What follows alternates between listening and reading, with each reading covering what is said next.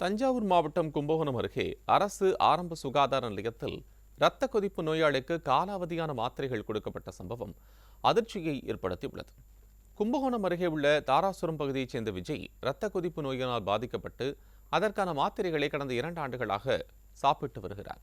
இந்நிலையில் சுந்தரபெருமாள் கோவில் அரசு ஆரம்ப சுகாதார நிலையத்தில் இருந்து இரத்த கொதிப்புக்கான மாத்திரைகளை வாங்கியுள்ளார். அந்த மாத்திரைகள் காலாவதியானது என்பதை கண்டு அதிர்ச்சியடைந்த விஜய் இது தொடர்பாக ஆரம்ப சுகாதார நிலைய பணியாளரிடம் கேட்டுள்ளார். அதற்கு அவர் முறையாக பதிலளிக்காததால் மாவட்ட நிர்வாகம் உரிய நடவடிக்கை எடுக்க வேண்டும் என வலியுறுத்தினார்.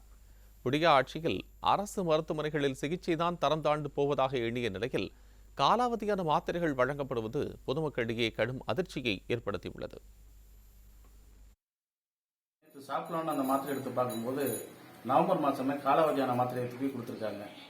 ஆக்சுவலாக அந்த மாத்திரை நான் பார்த்ததுனால போச்சு. இந்த மாதிரி பார்க்காம எத்தனை பேர் கொடுத்துருக்காங்க, எத்தனை பேர் சாப்பிட்டுருக்காங்கன்னு தெரியல. இது சைட் எஃபெக்ட் ஏதோ ஆகியோ இல்லைன்னா உயிருக்கு ஏதோ பாதிப்பு ஏற்பட்டுச்சுன்னா யார் சார் பொறுப்பு? இது அங்கே உள்ள அதிகாரிகளுடைய கவனக்குறைவு, செவிலியர்களுடைய அலட்சிய பொறுப்பு.